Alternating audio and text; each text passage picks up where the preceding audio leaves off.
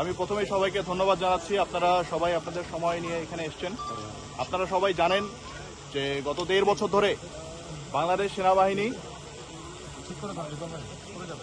বাংলাদেশের সার্বিক পরিস্থিতি নিয়ন্ত্রণ, জনগণের জানমাল এবং দেশের রাষ্ট্রীয় সম্পদ রক্ষার লক্ষ্যে সরকার কর্তৃক গৃহীত ইউনিট টু সিভিল পাওয়ারের আওতায় মোতায়েন রয়েছে। এই সময় আমরা বাংলাদেশ সেনাবাহিনী, বাংলাদেশ পুলিশ, বিজিবি, আনসার সহ অন্যান্য সংস্থার সাথে আমরা সমন্বয়ের মাধ্যমে দেশের বিভিন্ন অঞ্চলে শান্তি এবং স্থিতিশীলতা বজায়ে গুরুত্বপূর্ণ ভূমিকা পালন করছি। আগামী 12ই ফেব্রুয়ারি আসন্ন ত্রয়োদশ জাতীয় সংসদ নির্বাচন উপলক্ষে বাংলাদেশ সেনাবাহিনী, নির্বাচন কমিশন এবং বেসামরিক প্রশাসনের নির্দেশনা অনুযায়ী একটি সুষ্ঠু, সুন্দর, গ্রহণযোগ্য একটি নির্বাচন উপহার দেওয়ার জন্য নিরলস পরিশ্রম করে যাচ্ছে। আমাদের মূল লক্ষ্য হচ্ছে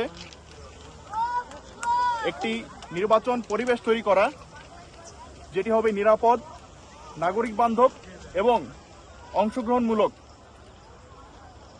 যাতে জনগণ নির্দ্বিধায়, নিঃসংকোচে, কোনো প্রভাবমুক্তভাবে তারা তাদের সাংবিধানিক নাগরিক অধিকার প্রয়োগ করতে পারে। বেসিক্যালি এরই লক্ষ্যে বেশ কিছুদিন ধরে বাংলাদেশ সেনাবাহিনীর সাথে বিজিবি, র্যাব, পুলিশ সহ অন্যান্য বিভিন্ন আইন শৃঙ্খলা বাহিনীর সমন্বয়ে আমরা বিভিন্ন ঝুঁকিপূর্ণ অঞ্চলে আমরা এই টহল এবং অপারেশন পরিচালনা করছি। এরই অংশ হিসাবে টহলের মাধ্যমে আমরা জনগণের সাথে যোগাযোগ স্থাপন করছি, যাতে তারা নির্ভয়ে, নিঃসংকোচে ভোট কেন্দ্রে যান। সাথে তাদের নিরাপত্তার ব্যাপারে আমরা আশ্বস্ত করছি। এছাড়াও তাদের যে স্বতঃস্ফূর্ত অংশগ্রহণকে আমরা উৎসাহিত করছি। এর বাইরেও আমরা এই সকল ঝুঁকিপ্রবণ অঞ্চলে বিভিন্ন অপারেশন পরিচালনা করছি, যার মাধ্যমে আমরা নিশ্চিত করার চেষ্টা করছি যাতে আসন্ন নির্বাচন নির্বিঘ্নে সম্পাদন করা যায় এবং কোনো দুষ্কৃতিকারী বা সন্ত্রাসী যাতে কোনো বিশৃঙ্খলা তৈরি করতে না পারে। এ ব্যাপারে আমরা আমাদের সর্বোত্তম চেষ্টা চালিয়ে রাখছি এবং এটা জারি থাকবে নির্বাচন এবং নির্বাচন সমাপন্তে।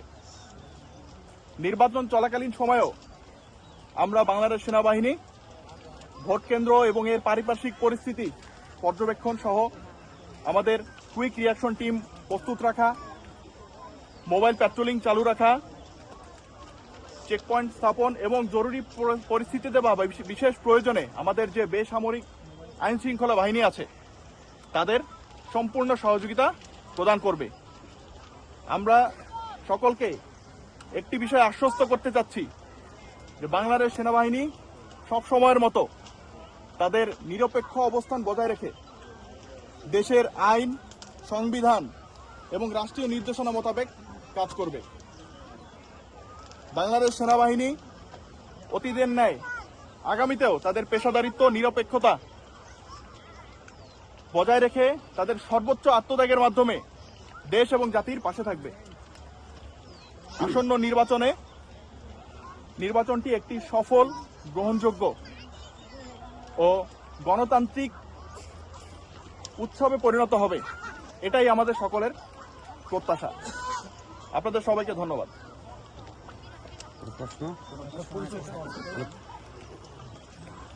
আসলে আপনার এই যে ভোট কেন্দ্রিক আসলে কেন্দ্র ভিত্তিক যে তাদের নজরদারি বা তাদের যে বিশেষ আসলে কি রেখেছেন আসলে ভিতরের দিকে পাশাপাশি আমি বলি, গতকালকে রাত্রে আপনার কুমিল্লা 4 আসনে কিছু দেশীয় অস্ত্রের সাথে গাড়ি আটক করছে জনতা, অন্য দলের জনতা আটক করেছে, কিন্তু কোনো এখন পড়াশোনাগুলো কোনো আটক করেনি।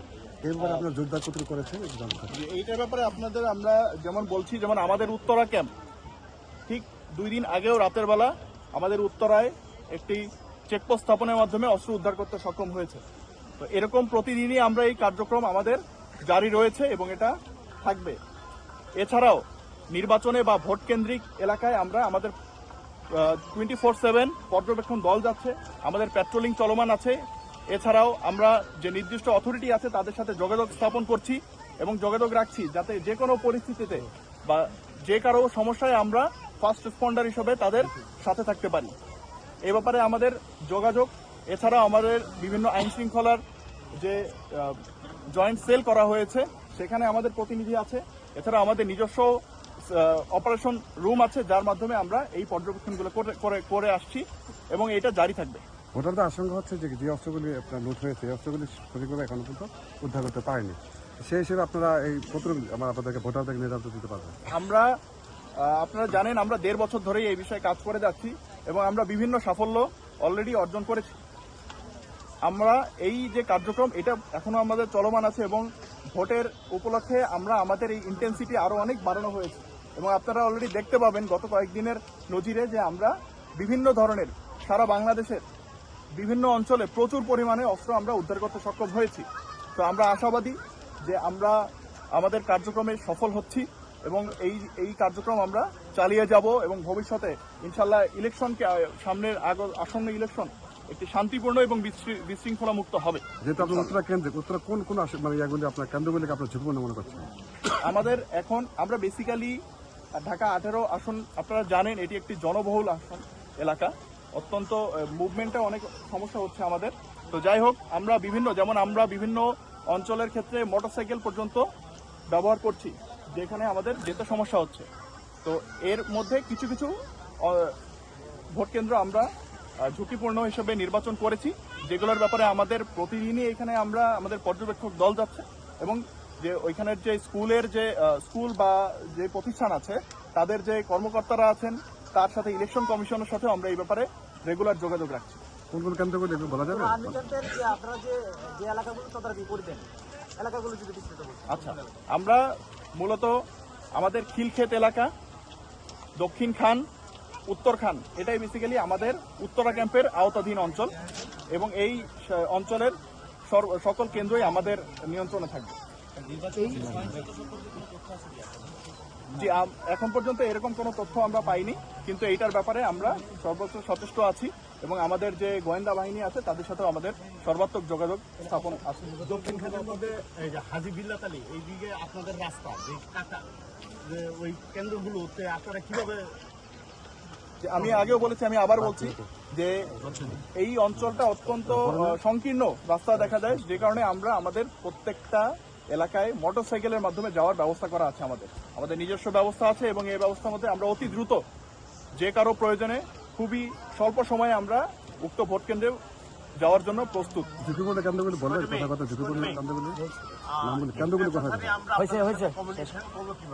যে আমরা অলরেডি যখনই জনসাধারণের সাথে যোগাযোগ স্থাপন করছি, এর বাইরেও আমরা যখন বিভিন্ন কনফারেন্সে যাচ্ছি, যারা ইলেকশন কমিশনের আন্ডারে যারা কাজ করছেন, অন্যান্য ম্যাজিস্ট্রেসি পাওয়ারে যারা কাজ করছেন বা ম্যাজিস্ট্রেট যারা আছেন, তাদের সবার কাছেই আমরা আমাদের যে কন্ট্রোল রুমের নাম্বার এটা শেয়ার করে দিচ্ছি।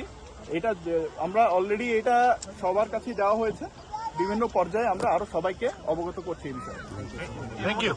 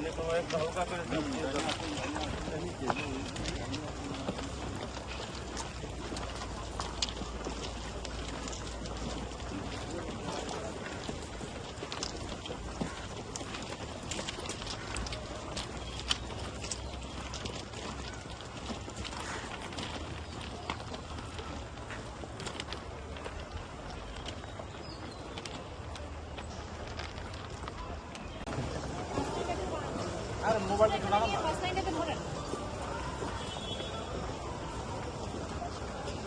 ফার্স্ট লাইনটা পাবেন না, সামনে দিয়ে চলে যান, সাইড দিয়ে চলে যান।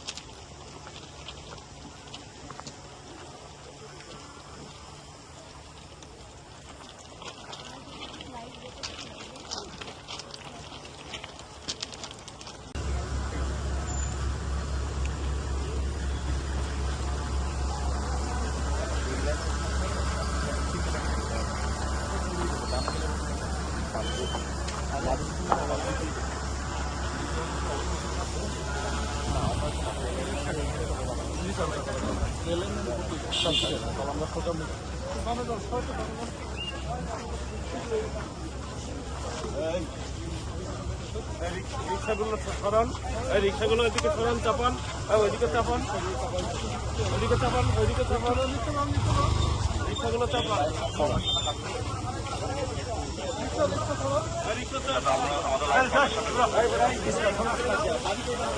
রিক্সা